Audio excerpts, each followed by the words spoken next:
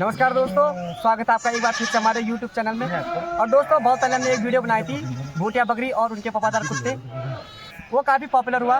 और आज उसमें कई कमेंट दोस्तों ऐसे भी आए, किसी ने कहा कि यह भेड़ ही भेड़ है, किसी ने कहा ये बकरियाँ है, और कई लोगों ने ऐसे इसमें अभद्र टिप्पणियाँ भी की।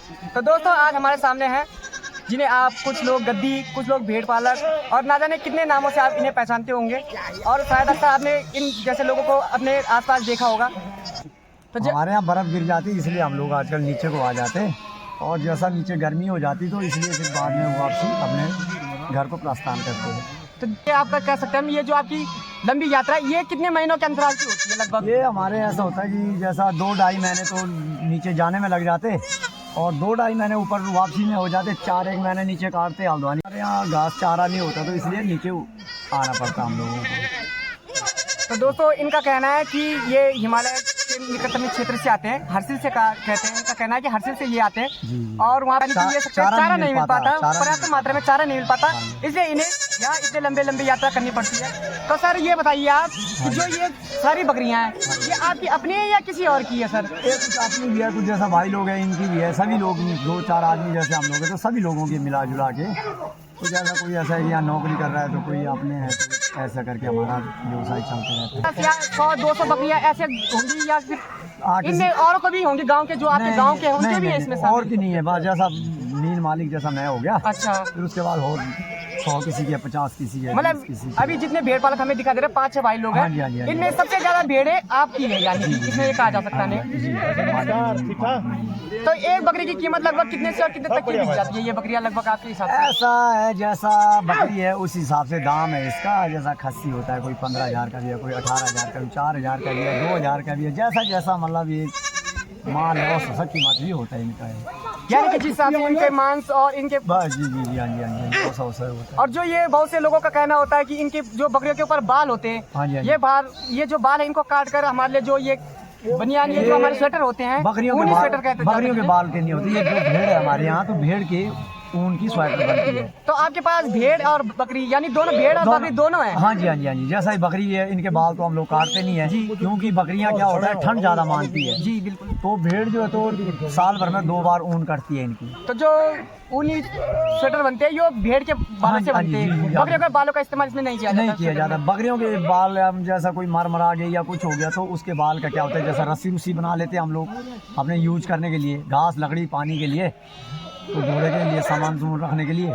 बाकी बकरी के बाल का यूज नहीं होता है। घोड़े का इस्तेमाल ज्यादातर आप लोग घोड़े का सामान को एक जगह से दूसरे स्थान पर ले जाने के लिए करते हैं। यहाँ जैसा अपना सामान हो गया, बिस्तर हो गया, खाने का हो गया, बर्तन हो गया, जैसा आजकल ये छोटे छोटे बच्चे हो रखे हैं, तो इनको खुर्चियों में डाल के 10-15 बच्चे जो है, तो हम लोग उस खुर्चियों में डाल के घोड़े के ऊपर सुबह उठ के अपना लादा चल दिए। ये चीज़ है हम लोगों का। तो जैसे आप रात भर जंगल में रहते हैं, तो एक आम बात है कि डर तो लगती है, बाघ है, भालू है, कई प्रकार के जानवर है जंगल में, तो क्या चीजें नहीं है परेशानी, हर चीज की परेशानी है। बाघ है, भालू है, क्या चीज नहीं है जंगल में, क्योंकि आप करोड़ों रुपए, लाखों सभी चीज हो गया। जी हाँ जी हाँ जी, हर चीज का डर ही डर है इसमें।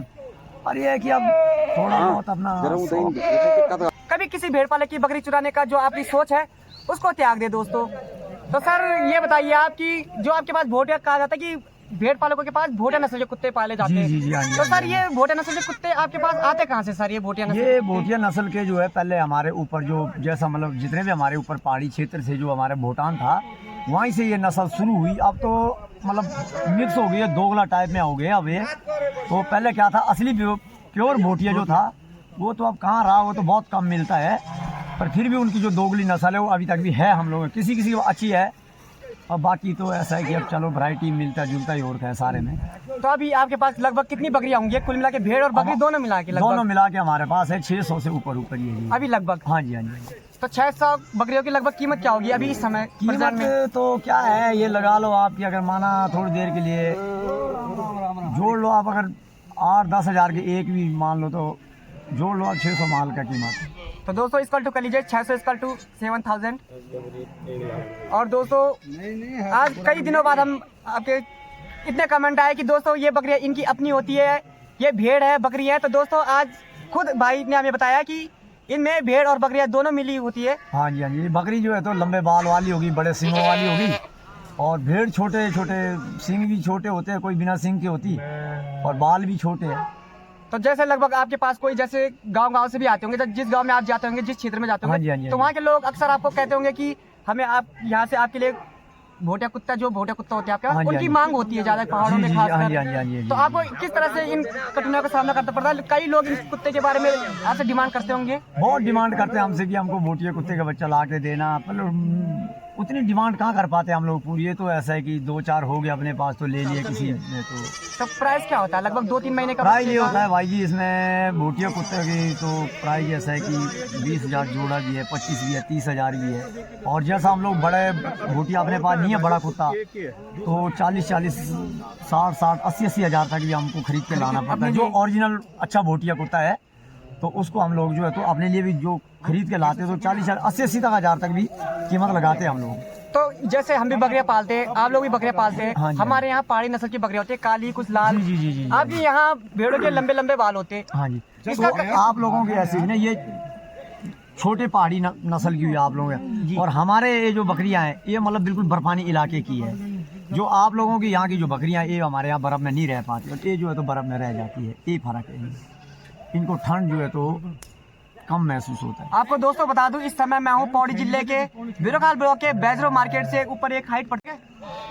तो भाई जी ये बताइए आप कि अभी आप अपने हर्सिल से आ रहे हैं, हाँ अभी आप पौड़ी डिस्ट्रिक्ट में, जी, तो जी, फिर आप धीरे धीरे कहाँ तक चलेंगे? हम ये जाएंगे लास्ट हल्द्वानी ग्वालापार तक जाएंगे, फिर वापसी होगी आप? हाँ जी, हाँ जी। फिर हम मार्च में वापसी होती है, फिर इधर वही अपने वहाँ तो फिर मई जून में पहुँचते हैं हम लोग।